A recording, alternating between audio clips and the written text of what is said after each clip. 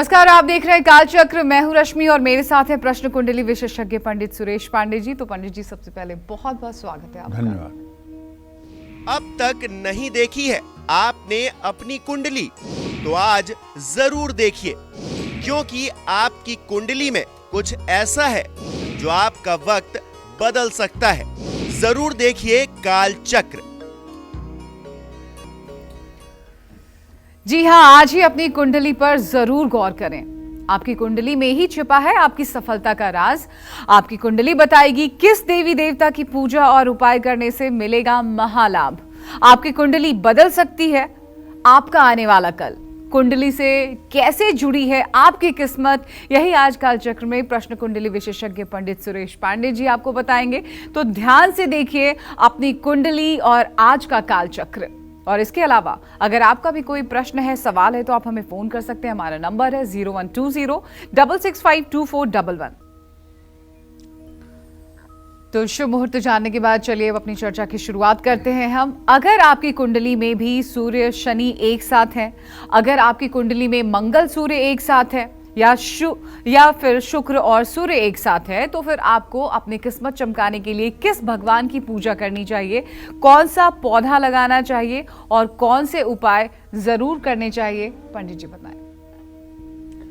देखिए, ग्रहाराज्यम प्रयक्षन्तिम ग्रहाराज्यम हरन्ति च ग्रहव्याप्तम मिदम सर्वत्रैलोक्य सचराचरम। किसी भी व्यक्ति की जन्म कुंडली को देख करके, ग्रहों के बलाबल का अनुमान करके, उसके जीवन में घटने वाली घटनाओं का, उसके स्वभाव का और सुख दुख का मूल्यांकन ठीक तरीके से किया जा सकता है। अब जैसे अगर किसी की कुंडली में शुक्र और सूर्य एक साथ हों, अक्सर ऐसा होता है कि लोगों की कुंडली में सूर्य बुध या सूर्य शुक्र लगभग एक साथ हो जाते हैं। तो ऐसे व्यक्ति को सबसे पहले तो माँ दुर्गा की पूजा करनी चाहिए। लेकिन सूर्य और शुक्र अगर द्वितीय और द्वादश भाव में एक साथ होंगे और 12 डिग्री के अंदर होंगे, तो उस बच्चे को निश्चित रूप से 5 वर्ष की उम्र तक चश्मा लग जाएगा। और सूर्य और शुक्र की अगर डिग्री कला विकला एक समान होगी और द्वितीय द्वादश भाव में होगी, तो ऐसा बच्चा जन्मांध होगा। या सूर्य से 9 डिग्री के अंतर में शुक्र होगा तो शुक्र अस्त होगा। ऐसे व्यक्ति के वैवाहिक जीवन में विलंब नहीं, महाविलंब होगा। ऐसे व्यक्ति के अंदर संतान पैदा करने की क्षमता में भी कमी आएगी। महिला हो या पुरुष, दोनों के ऊपर ये बात लागू होती है। तो भाई, शुक्र को ठीक करने के लिए तो मैं बताना चाहूँगा, शुक्र के वैदिक मंत्र का 10 माला जप रोज 72 दिन करना चाहिए। गाय को रोटी खिलाना चाहिए। महिला जाति का सम्मान करना चाहिए। सूर्य को नित्य अर्घ देना चाहिए। इसी तरह से कुंडली में अगर मंगल और सूर्य एक साथ हो जाए तो ये अंगारक दोष है। ये अंगारक दोष जिसकी कुंडली में सूर्य मंगल हो, बम की तरह फटता है। ऐसा आदमी इतना गुस्से वाला होता है, इतना गुस्से वाला होता है कि जिसकी कोई सीमा नहीं। इसको अंगारक योग कहते हैं। लेकिन अगर सूर्य के साथ मंगल है और मंगल अस्त हो गया है, तो ऐसा आदमी हतोत्साहित और डरपोक भी हो जाता है, क्योंकि मंगल के अस्त होने पर मंगल के गुण कमजोर पड़ जाते हैं। तो अगर ऐसा किसी की कुंडली में है, तो मंगल के मंत्र ओम अग्निर्मूर्धा दिवः ककुत्पति पृथिव्या अयम अपागोंग रेतागोंग से जिनवती, इस मंत्र का 10 माला जब 50 दिन तो कर ही लेना चाहिए। साथ ही साथ अपने घर में एक काली तुलसी और एक हरी तुलसी, एक श्यामा एक रामा, दोनों तुलसी के पौधे जरूर लगाने चाहिए। और तांबे के लोटे में जल भरकर हर रोज भगवान सूर्य को 3 बार में ओम ब्रह्म स्वरूपिणे सूर्य नारायणाय नमः कहते हुए अर्घ देना चाहिए और कम से कम 24 बार गायत्री मंत्र जरूर बोलना चाहिए। संभव हो तो अमावस्या या शनिवार को विवाह ऐसे लोगों को नहीं करना चाहिए। अब सूर्य और शनि अगर कुंडली में एक साथ हो, अर्केण मंद, शनि के साथ सूर्य होता है तुरंत पीड़ित हो जाता है। तो ऐसे लोगों को सोने के आभूषण पहनने चाहिए, हर रोज उगते हुए सूर्य को जल चढ़ाना चाहिए, गायत्री मंत्र का जप करना चाहिए और भगवान शिव की उपासना करनी चाहिए। एक बात जान लीजिए कि अगर कुंडली के ग्रह ही सब कुछ करेंगे, उसके अलावा कुछ हो ही नहीं सकता है, तो फिर ये देवी देवता पूजा पाठ उपासना वेद शास्त्र मंत्र किस लिए हैं? ग्रहों के प्रभाव को बदलने के लिए ही तो हैं। जो होनी है उसको बदलने के लिए ही तो ये पूजा पाठ किया जाता है, ये आराधना की जाती है, ये उपासना की जाती है। ऐसा थोड़ी है कि आपकी कुंडली में कुछ लिखा है तो अब वही होगा, वो नहीं होगा। अगर आप उसके लिए अनुकूल वातावरण में जप तप उपासना करेंगे तो वो नहीं होगा, और होगा भी तो इतने अंश मात्र से होगा जिससे आप प्रभावित नहीं होंगे। इसीलिए मैं कह रहा हूं कि भगवान भोलेनाथ की उपासना करके कमजोर शनि को भी ठीक किया जा सकता है और हर शनिवार को शनि मंदिर या पीपल के पेड़ के नीचे जाकर के भी शनि को प्रसन्न किया जा सकता है। जय मां विंध्यवासिनी। तो कुंडली में शुक्र चंद्रमा एक साथ हो, सूर्य केतु एक साथ हो या फिर सूर्य राहु एक साथ हो, तो ऐसे लोगों को पंडित जी बताइए कि किस मंत्र का जाप करना चाहिए और कौन से खास उपाय करने चाहिए। देखिए, सूर्य और राहु जब दोनों एक साथ होंगे तो ग्रहण दोष होगा। ऐसा जिस किसी की कुंडली में होगा, पहली बात, अगर ये दोनों ज्यादा नजदीक होंगे तब तो मान के चलिए कि पिता का सुख न के बराबर होगा, पिता बाल्यकाल में ही ऊपर सिधार जाएगा। लेकिन अगर दोनों के डिग्री में अंतर है, 12 डिग्री से ज्यादा अंतर है, तो ऐसा कुछ नहीं होने वाला है। हाँ, पिता के जीवन में संघर्ष जरूर रहेगा, पिता के जीवन में संघर्ष जरूर रहेगा। और जब भी राहु में सूर्य की अंतर्दशा या सूर्य में राहु की अंतर्दशा आएगी तो पिता को शारीरिक कष्ट जरूर होंगे। सूर्य और राहु की युति ये आत्मबल को कमजोर करता है।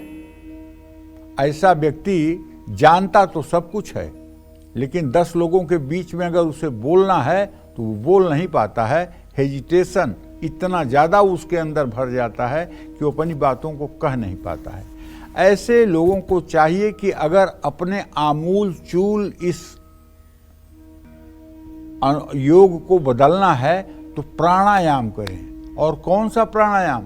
नाड़ी शोधन प्राणायाम, जिसमें 15 सेकंड तक बाईं नाक से सांस को खींचा जाता है, 60 सेकंड तक सांस को रोका जाता है और 30 सेकंड तक दाहिनी नाक से श्वास को बाहर निकाला जाता है। ये नाड़ी शोधन प्राणायाम अगर आप 5 बार रोज करना शुरू कर दें तो आप विश्वास करें 6 महीने के बाद आपका आत्मविश्वास हिमालय पर चढ़कर बोलेगा। आप करके देखिए, अगर ये अनुभव सत्य सिद्ध ना हो तो आप बिल्कुल टीवी पे कहिएगा कि आप झूठ बोलते हैं, आपका अनुभव गलत है। चाहे जितना ज्यादा सूर्य राहु का ग्रहण दोष आपको प्रभावित कर रहा हो, चाहे जितना आप हीन भावना के शिकार हो, नाड़ी शोधन प्राणायाम करिए। लेकिन हाँ, अगर आप हाई ब्लड प्रेशर के पेशेंट हैं तो आपको नाड़ी शोधन प्राणायाम नहीं करना चाहिए और रुद्राक्ष धारण करना चाहिए। 8 मुखी रुद्राक्ष आपके लिए सबसे अच्छा है और हो सके तो 108 दाने की 5 मुखी रुद्राक्ष की माला गले में और 12 मनकों की एक ब्रासलेट दाहिने हाथ की कलाई में, ये जरूर आपको धारण करना चाहिए। भगवान शिव और माँ दुर्गा की उपासना करनी चाहिए। शिव की उपासना में ओम जूम सह इसका श्वास पर जप करना चाहिए और माँ दुर्गा की उपासना में नवार्ण मंत्र ओम ऐं ह्रीं क्लीं चामुंडाय विच्चे नमः, इस मंत्र का भी श्वास पर जप करना चाहिए। अगर ये जप 108 बार नित्य नियम से सुबह शाम होने लगें तो आपकी जिंदगी बदलने में समय नहीं लगेगा। शिव महिम्न स्तोत्र और शिव तांडव स्तोत्र या महामृत्युंजय मंत्र का जप भी आपके लिए सहायक है। अब इसी क्रम में सूर्य और केतु की युति होने पर, सूर्य और केतु की भी युति जब होती है और खास करके अगर लग्न में हो जाए तो ऐसे आदमी को ब्रेन हेमरेज, दिमाग में पानी का ज़्यादा भर जाना, ब्रेन में क्लॉटिंग हो जाना, मिर्गी का रोग होना, ये सब मतलब कि बुरी चीज़ों के संकेत हैं। लेकिन अगर मेष राशि और सिंह राशि हो तो इस दोष में मेष लग्न और सिंह लग्न हो तो इस दोष में कमी आती है। तो सूर्य केतु की युति होने पर हर रोज या रविवार के दिन आदित्य हृदय स्तोत्र का पाठ जरूर करना चाहिए। रविवार को गुड़ का सेवन करना चाहिए। हो सके तो 3 माला गायत्री मंत्र का जप जरूर करना चाहिए। कुत्ते को भी खाना खिलाना चाहिए और पंछियों को भी सतंजा डालना चाहिए।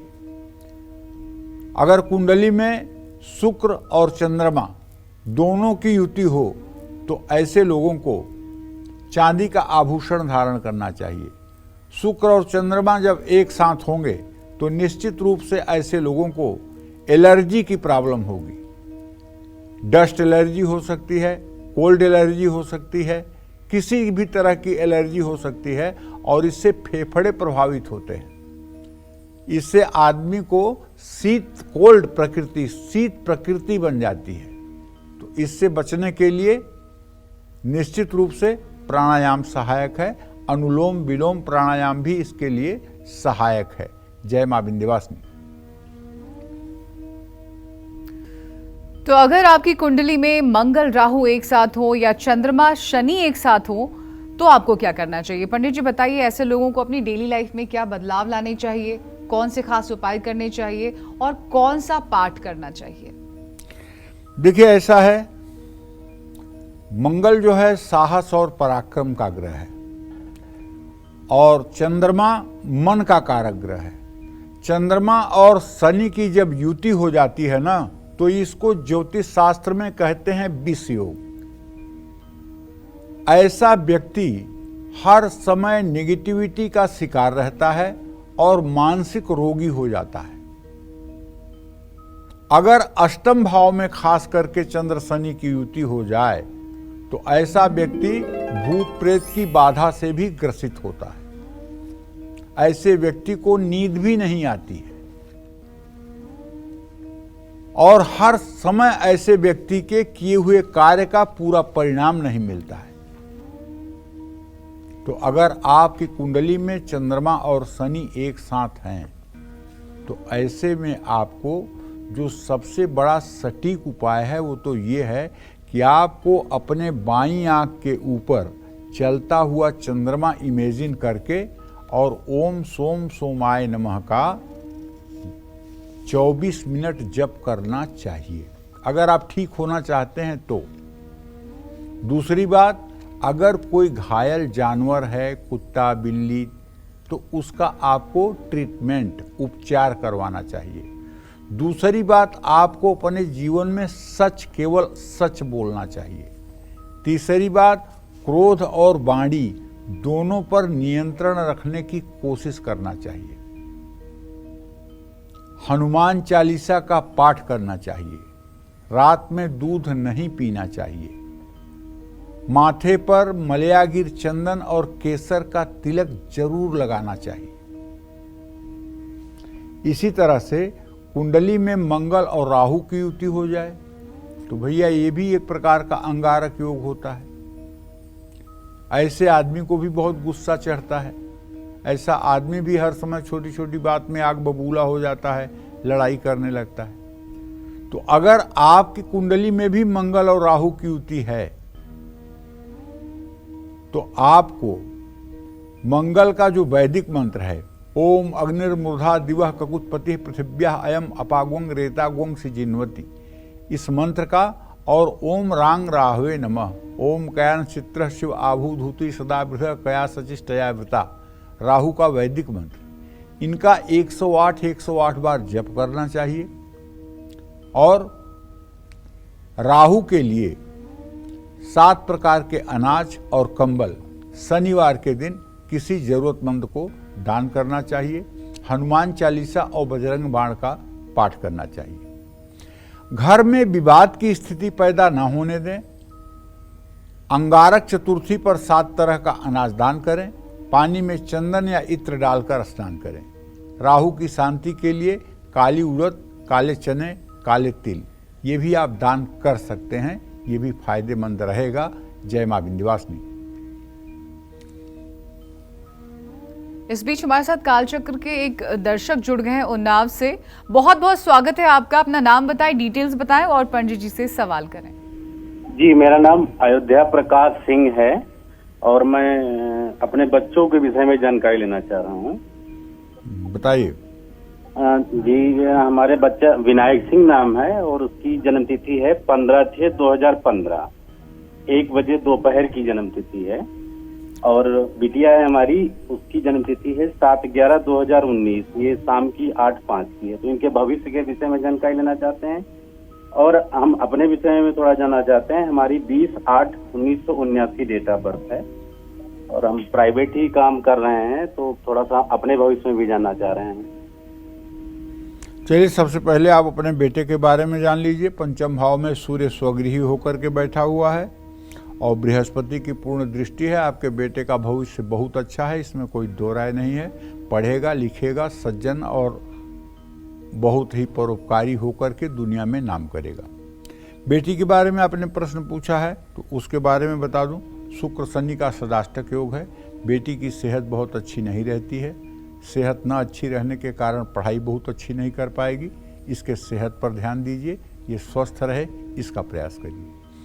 आपने अपने बारे में जो प्रश्न पूछा है तो उसके विषय में बताऊं कि द्वितीय और सप्तम भाव का स्वामी शुक्र है। शुक्र का बृहस्पति के साथ अभी इत्थसाल नहीं हो रहा है, तो ऐसे में अभी तो आपका जीवन संघर्षमय है। अभी आप काम जरूर करते हैं, लेकिन आपके काम से आपके भविष्य का मूल्यांकन नहीं किया जा सकता है, क्योंकि अभी आपका काम बहुत योग्य नहीं है। आप अपना काम अच्छा करने के लिए राम रक्षा स्तोत्र का सुबह शाम पाठ किया करिए। आपका नाम अगर अयोध्या से जुड़ा हुआ है तो आपको राम रक्षा स्तोत्र का भी पाठ करना चाहिए। राम दरबार की पूजा करनी चाहिए, इससे आपका आने वाला कल अच्छा होगा। जय मां विंध्यवासिनी। गुरु बुध की, बुध राहु की और बुध शनि की, ग्रहों का ऐसा योग जिस किसी की भी कुंडली में हो पंडित जी, उन्हें खास तौर पर किस देवी देवता की पूजा उपासना करनी चाहिए, किस मंत्र का जाप करना चाहिए और क्या खास उपाय करने चाहिए? देखिए, पहली बात तो ये जान लीजिए कि कुंडली में अगर बुध और शनि की रोग भाव में स्थिति हो जाए या एकादश भाव में स्थिति हो जाए तो ऐसा जातक चर्म रोग से पीड़ित होता है, नसों का रोग होता है, सर्वाइकल भी ऐसे ही जातक को होता है। लेकिन अगर किसी का लग्न वृषभ है, कन्या है या फिर कन्या लग्न है या तुला लग्न है या मकर लग्न है या कुंभ लग्न है, तो बुध शनि राजयोग कारक भी बन जाते हैं। ये राज देने वाले भी बन जाते हैं और इनकी दशा, महादशा, उपदशा में बहुत सुख भी मिलता है, केवल नुकसान ही नहीं होता है। लेकिन अगर ये छठे भाव में या एकादश भाव में हो जाए और इन पर और किसी पापक ग्रह की दृष्टि हो जाए तो निश्चित रूप से ये चर्म रोग देते हैं। और अगर चंद्रमा की युति हो जाए तो ये सफेद कुष्ठ देते हैं। अगर इस पर राहु केतु की दृष्टि हो जाए तो ये एलर्जी की ऐसी समस्या पैदा करते हैं कि पूरे शरीर से खून, मवाद और बदबू आने की स्थिति बन जाती है और मुंह से दुर्गंध आने लगती है। ऐसे आदमी के दांतों में पायरिया भी होती है। तो भाई देखिए, अगर कुंडली में बुध शनि कहीं भी एक साथ हों तो मैं तो ऐसे लोगों से इतना ही निवेदन करूंगा कि आप अपने खान पान में किसी प्रकार का मांसाहार और किसी प्रकार की नशीली वस्तु का सेवन बिल्कुल ना करें। दूसरी बात, बुध और राहु की अगर युति हो जाती है तो कोई बहुत घबराने की बात नहीं है। बुध और राहु के अंतर में मैंने लोगों को राजा बनते हुए भी देखा है। ये कोई बहुत बुरा योग नहीं है, लेकिन फिर भी हर रोज भगवान गणेश के 108 नामों का जप करना चाहिए। गले में रुद्राक्ष जरूर धारण करना चाहिए और अगर हो सके तो गणेश रुद्राक्ष धारण करना चाहिए। बुध और बृहस्पति की जब युति होती है तो जानते हैं प्रगल्भ योग बनता है। ऐसा व्यक्ति जब बोलने लगता है तो उस समय अगर सुई भी गिर जाए तो उसकी भी आवाज़ सुनाई देती है। इतना सन्न होकर के लोग उसकी बातों को सुनते हैं और इतनी प्रभावशाली उसकी वाणी होती है। लेकिन अगर ये गुरु और बुध दोनों अस्त हो जाएं, सूर्य भी सानिध्य में हो जाए, तो ऐसे व्यक्ति का ज्ञान होते हुए भी ऐसा व्यक्ति ज़्यादा बोल नहीं पाता है, अपनी भावनाओं को प्रकट नहीं कर पाता है। लेकिन यदि बुध बृहस्पति अस्त नहीं है और इनका मेलापक हो रहा है तो आप ये मानिए कि ऐसा व्यक्ति कम पढ़ा लिखा होकर के भी समाज के ऊपर अपना वर्चस्व बनाने में कामयाब रहता है। अगर बुध और बृहस्पति की युति आपकी भी कुंडली में है तो आपको धार्मिक पुस्तकों का दान किसी योग्य व्यक्ति को करना चाहिए। मंदिर में 2 रंग वाले कंबल भी दान करना चाहिए। चिड़ियों को दाना डालना चाहिए और पंचमुखी हनुमान का चित्र अपने घर में लगा करके उनकी पूजा उपासना करना चाहिए। इसी क्रम में चंद्रमा और राहु की युति होने पर, चंद्रमा और राहु की युति होती है तो इससे ये होता है, घर में कोई लड़का ये सोचता है कि भाई को ज़्यादा माता पिता मानते हैं, हमको कम मानते हैं, उनको ज़्यादा मानते हैं, हमको कम मानते हैं। मन में एक भाव तो ये आ जाता है। और दूसरी बात, कोई चीज़ में डिसीजन लेना हो तो हर समय 2 राहे पर, ये फायदा करेगा, नुकसान करेगा, ये कर लूँ ना करूँ, ये ग्रहण दोष है। ये मन में संशय उत्पन्न करता है और इसमें किसी सपोर्टर की जरूरत पड़ती है ऐसे जीवन में कि जो बताए कि हाँ तुम सही कर रहे हो, कर लो। बिना किसी सपोर्ट के ऐसा आदमी आगे नहीं बढ़ता है।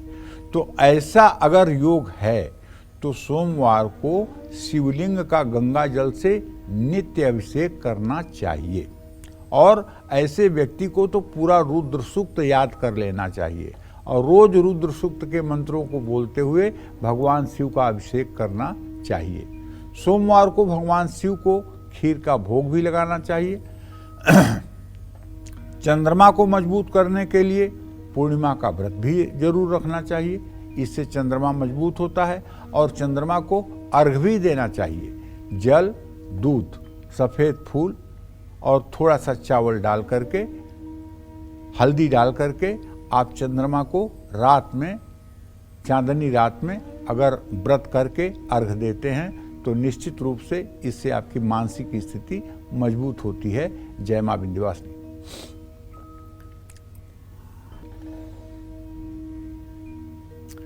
अगर आपकी कुंडली में भी चंद्रमा केतु एक साथ बैठे हैं या मंगल बुध की अशुभ स्थिति आपकी कुंडली में है तो आपको ऐसे कौन से आसान और अचूक उपाय करने चाहिए, बता रहे हैं पंडित जी। जी पंडित जी। देखिए, चंद्रमा जो है मन का कारक है और जब केतु इसके साथ होता है तो ये बड़ा प्रभावी ग्रहण दोष हो जाता है। ऐसा व्यक्ति अनचाहे में भी केवल नकारात्मक बातें सोचता है। ऐसे व्यक्ति के चेहरे पर तेज नहीं दिखाई देता है, आभा मंडल दबा रहता है, अंदर से डर की स्थिति बनी रहती है, अपने बात पर अडिग नहीं हो पाता है। ऐसे आदमी को जिंदगी में सक्सेस होने में बहुत समय लगता है और खास करके अगर चंद्रमा केतु के साथ लग्न में हो जाए, सूर्य राहु के साथ सप्तम भाव में हो जाए, तब तो वैवाहिक जीवन एकदम नरक हो जाता है। तो भाई ये मामला बड़ा है। जो मैं उपाय आपको बता रहा हूं ये जरूरी नहीं है कि 100% ये उपाय काम ही कर देगा। जैसे मैं बता रहा हूँ कि 2 मुखी रुद्राक्ष आप गले में धारण कर लीजिए, लेकिन ये 5-10% फायदा करेगा। इसके लिए पूर्ण फायदा तब होगा जब आप ओम सोम सोमाय नमः इस मंत्र का बाईं आंख के ऊपर चलते हुए चंद्रमा का ध्यान करके 24 मिनट जप करेंगे और 50 दिन, तब आपको इस मन स्थिति से छुटकारा मिलेगा। जैसा रोग वैसा उपचार। सर दर्द हो रहा है तो एक गोली खा लीजिए, ठीक हो जाएंगे, लेकिन कैंसर हुआ है तो उसके लिए तो कीमो चढ़ेगा। तो अगर ये चंद्र केतु की स्थिति है तो केवल 2 मुखी रुद्राक्ष आपको निजात नहीं दे पाएगा। इसके लिए आपको चंद्रमा के मंत्रों का जप करना पड़ेगा और शिवलिंग पर आपको जब भी संभव हो कच्चा दूध रुद्र सूक्त का पाठ करते हुए अर्पित करना चाहिए। और केतु के लिए कुत्ते को रोटी खिलानी चाहिए, पंछियों को 7 तरह का अनाज डालना चाहिए, सफेद झंडा किसी मंदिर पर लगाना चाहिए। ये सब उपाय केतु के लिए किया जाता है। मंगल और बुध ये दोनों आपस में मित्र नहीं हैं, इस बात को अच्छी तरह से जान लीजिए। इनकी अशुभ युति होने पर मंगलवार को हनुमान जी के चरणों में सिंदूर लेकर, हनुमान जी के चरणों से सिंदूर लेकर अपने माथे पर तिलक करना चाहिए। घर में लाल फूल वाले पौधे लगाकर उनकी देखभाल करनी चाहिए। बंदरों को मंगलवार को गुड़ और चना खिलाना चाहिए। जय मां विंध्यवासिनी। कुंडली में अगर शनि राहु एक साथ हो या फिर मंगल शनि एक साथ हो तो फौरन ऐसे लोगों को कौन सी बुरी आदत है जो पंडित जी छोड़ देनी चाहिए और क्या अलग उपाय करने चाहिए, असरदार उपाय करने चाहिए, बताएं। शनि राहु की युति कभी अच्छी नहीं होती है। शनि राहु की युति हो और शनि राहु की दृष्टि जिन जिन भावों पर पड़ रही हो वो सारे भाव बर्बाद हो जाएंगे। अगर मंगल शनि की युति है और खास करके द्वादश भाव में है, लग्न में है, सप्तम में है, अष्टम में है, छठे भाव में है, तो ऐसे व्यक्ति का चाहे 5 शादियां हो जाएं, लेकिन शादियां सक्सेस नहीं होती है। विवाह में कुछ न कुछ समस्या जरूर आती है। इसकी बहुत विधिवत शांति करानी चाहिए। इसके लिए 4 बार मंगल के वैदिक मंत्रों का जप करवाना चाहिए और 4 बार शनि की शांति करवानी चाहिए और नित्य सुंदरकांड का शनिवार को पाठ करना चाहिए, क्योंकि ये बहुत अशुभ योग है। मंगल शनि की युति और खास करके लग्न या द्वादश भाव में, अष्टम या सप्तम भाव में, ये दाम्पत्य जीवन के लिए बहुत अशुभ कारक है। हो सकता है ऐसा आदमी लखपति करोड़पति हो सकता है ऐसे आदमी के पास धन वैभव की कोई कमी न हो, ऐसा भी देखा गया है, लेकिन वैवाहिक जीवन छिन्न भिन्न कर देता है मंगल और शनि। ऐसे में शहद का सेवन करना चाहिए आदमी को और कभी किसी दुर्बल निर्बल व्यक्ति को सताना नहीं चाहिए और हर समय लालच से बचना चाहिए। बुरे कार्यों में धन का प्रयोग नहीं करना चाहिए। किसी प्रकार का एडिक्शन, किसी प्रकार का नशा नहीं करना चाहिए। क्रोध और गलत संगत दोनों से बचना चाहिए। शनि राहु की युति होने पर गाय, बछड़ा सहित गाय किसी वेदपाठी को दान करना चाहिए। कान में सोने के आभूषण धारण करना चाहिए। नेत्रहीन लोगों को भोजन कराना चाहिए। कुत्ते को रोटी खिलानी चाहिए।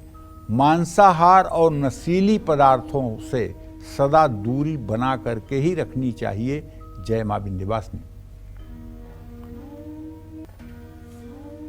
तो चर्चा को आगे बढ़ाते हैं। शुक्र शनि एक साथ हो, राहु गुरु एक साथ हो या गुरु शनि एक साथ हो, तो ऐसे में आपको कौन से खास नियम और सावधानियों का जरूर पालन करना चाहिए? और अगर इस योग के अशुभ प्रभाव हैं, परिणाम है, तो कौन से उपाय इन्हें करने चाहिए पंडित जी?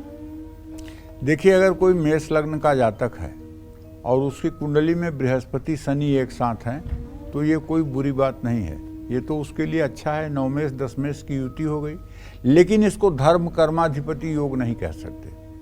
क्यों नहीं कह सकते? क्योंकि शनि एकादश का भी स्वामी है। लाभा रैत्र धिपा पापा रंध्रेसो न शुभप्रद। एकादश भाव का स्वामी पापग्रह शुभकारी होता है, लेकिन वो कारक नहीं होता है। तो गुरु शनि की युति अगर कुंडली में है तो मांसाहार और मादक पदार्थों का सेवन बिल्कुल नहीं करना चाहिए, और ऐसे आदमी को मन लगा करके भगवान शिव की उपासना करनी चाहिए। ओम नमः शिवाय का जप करना चाहिए। भगवान शिव को अपने त्रिकुटी पर ध्यान करना चाहिए। बृहस्पति को मजबूत करने के लिए 3 मुखी और 5 मुखी रुद्राक्ष की माला धारण करनी चाहिए। अगर हो सके तो रुद्राक्ष को सोने में पिरो करके उसे धारण किया जाए तो बहुत अच्छा परिणाम आता है। हर रोज अपने घर में शाम के समय सरसों के तेल का एक दिया जलाना चाहिए। इसी तरह से राहु गुरु की युति को गुरु चांडाल योग कहते हैं। राहु और बृहस्पति की जब युति होती है तो ऐसा आदमी नास्तिक होता है, ऐसा आदमी बहुत धार्मिक नहीं होता है। लेकिन अगर दोनों की डिग्री नज़दीक हो, तो अगर दोनों की डिग्री में 12 डिग्री से ज़्यादा अंतर है तो ऐसा आदमी आस्तिक भी हो सकता है। लेकिन ये गुरु चांडाल योग तो है आखिर में, या बृहस्पति में राहु की अंतर्दशा हो या राहु में गुरु की अंतर्दशा हो, तब भी 2 ग्राम का सोने का लॉकेट बनवा करके और उसकी तांबे पीतल की थाली में पान के पत्ते पर रख करके उसको शिव भगवान मान करके विधिवत पूजा करने से और थाली सहित शिव प्रतिमा दान करने से इस मतलब कि कुयोग से छुटकारा मिलता है। तो अगर ये किसी तरह का अशुभ परिणाम से आप बचना चाहते हैं तो गाय को चारा खिलाते रहिए, हनुमान जी की उपासना करते रहिए, भगवान शिव का अभिषेक करिए, हल्दी और चंदन का तिलक लगाइए, घर में नियमित पूजा पाठ और हवन करिए। शुक्र शनि की युति है। शुक्र शनि की युति देखिए, वृषभ लग्न वालों के लिए, मिथुन लग्न वालों के लिए, तुला लग्न वालों के लिए, कन्या लग्न वालों के लिए, मकर कुंभ लग्न वालों के लिए शुक्र शनि की युति राजयोग कारक भी होती है। लेकिन अगर किसी का शुक्र शनि 6ठे भाव में हो या शुक्र शनि परस्पर एक दूसरे को देखते हों, शुक्र की महादशा में शनि की अंतर्दशा चल रही हो और शुक्र रोग भाव के स्वामी के साथ युत हो, तो ऐसे समय में कर्क रोग, कैंसर से संबंधित बीमारी होने की भी संभावना रहती है। इस दशा के पहले आदमी को महामृत्युंजय जरूर कराना चाहिए। और शुक्र शनि की युति होने पर साफ सफाई का बहुत ध्यान रखना चाहिए। परफ्यूम लगाना चाहिए। भूखे लोगों को शनिवार को उड़द के दाल की खिचड़ी बनाकर खिलानी चाहिए। उसके साथ काले गुलाब जामुन भी खिलाना चाहिए। हनुमान चालीसा का पाठ करना चाहिए। शनि मंदिर में सरसों के तेल का दीपक जलाना चाहिए। जय मां विंध्यवासिनी।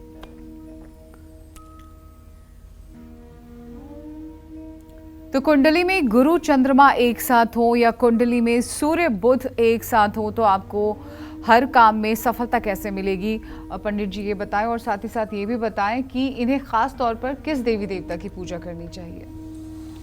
देखो, ऐसा है कि जब कुंडली में सूर्य और बुध एक साथ हो जाते हैं तो ऐसे में बनता है बुधादित्य योग। ये योग बहुत अच्छा होता है और प्रायः कुंडलियों में देखा जाता है। सूर्य बुध की युति जब होती है तो ऐसा आदमी या तो वकील होता है, ऐसा आदमी या तो चार्टर्ड अकाउंटेंट होता है, ऐसा आदमी गणित विद्या का महारत हासिल करने वाला होता है और सत्य बोलता है और स्पष्ट बोलता है। तो सूर्य बुध की युति अच्छी ही मानी जाती है। सूर्य बुध की युति खराब नहीं होती है।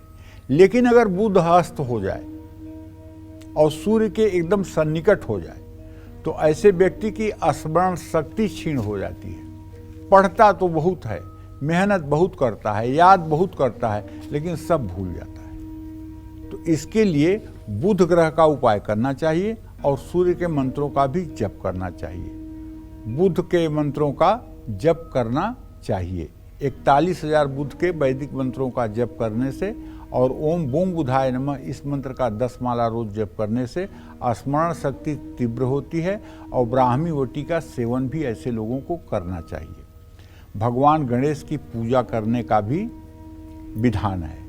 ऐसे योग आपकी कुंडली में हो तो गायत्री मंत्र का जितना आप शरण ले सकते हैं उतना गायत्री मंत्र करने की कोशिश करें। रविवार को गौ माता की सेवा करें, मछलियों को आटे की गोलियां खिलाएं और चींटियों को चीनी खिलाएं। अच्छा, कुंडली में गुरु चंद्रमा की युति होती है तो सब लोग पहले यही बताते हैं, पंडित जी हमारे कुंडली में गजकेसरी योग है। गजकेसरी योग यही होता है, गुरु चंद्रमा एक साथ हो या गुरु चंद्रमा एक दूसरे से केंद्रवर्ती हो तो गजकेसरी योग होता है।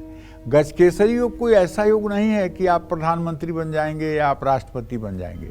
गजकेसरी योग ऐसा होता है कि ऐसा आदमी निर्भीक होकर के सभा में अपनी बात कह सकता है, वो किसी से डरता नहीं है, अपनी बात को कहने में संकोच नहीं करता है। यही गजकेसरी योग है। गजकेसरी योग को लेकर के बहुत लोगों के मन में भ्रांतियां हैं कि जैसे गजकेसरी योग न हुआ राजा धीराज योग हो गया। तो ये गजकेसरी योग है गुरु चंद्रमा की युति, ये कभी बुरी नहीं होती है। ऐसे में आपको भगवान शिव की हर रोज पूजा आराधना करनी चाहिए। गुरुवार को भगवान विष्णु को केले के पेड़ की भी, भगवान विष्णु का या केले के पेड़ की पूजा भी करनी चाहिए और ओम नमो भगवते वासुदेवाय इस मंत्र का यथासंभव जप भी करना चाहिए। जय मां विंध्यवासिनी। चलिए अपने स्पेशल सेगमेंट की शुरुआत करते हुए हम बात करते हैं तुलसी के पत्तों की। पंडित जी हमें यह बताएं कि तुलसी के पत्ते कैसे कराएंगे धन लाभ और बनाएंगे हर बिगड़े काम। तुलसी धरती पर अमृत है, धन लाभ कौन सी चीज है, पैसा तो बहुत तुच्छ चीज है। तुलसी तो अमृत है, तुलसी तो जीवनदायिनी है। और सुख समृद्धि अगर आपके घर में नहीं है तो तुलसी की पत्तियों को पानी में डालकर लड्डू गोपाल का आप अभिषेक करना तो शुरू करिए। आर्थिक स्थिति को मजबूत करने के लिए तुलसी के पत्तियों को लाल रंग के कपड़े में लपेटकर अपनी तिजोरी या पर्स में रख करके देखिए। ऐसा करने से माँ लक्ष्मी की कृपा घर में हमेशा बनी रहेगी। और 15 दिनों तक रविवार को छोड़कर हर रोज तुलसी की पत्तियों के साथ मिश्री का भोग भगवान श्री हरि विष्णु और कृष्ण को लगाइए। इससे हर मनोकामना पूरी होगी। गंगा जल में तुलसी की पत्तियां डालकर पूरे घर में छिड़कने से वास्तु दोष दूर हो जाएगा। घर में अगर नेगेटिव एनर्जी बहुत ज़्यादा है तो उसमें भी कमी आएगी। बच्चों का पढ़ाई में मन नहीं लगता है तो उनकी किताबों में तुलसी के पत्ते रख दीजिए। घर में बहुत कलेश है तो मंगलवार को तुलसी के पत्तों की माला बनाकर हनुमान जी को अर्पित कर दीजिए। ये सब उपाय करिए और इनका परिणाम देखिए। जय मां विंध्यवासिनी।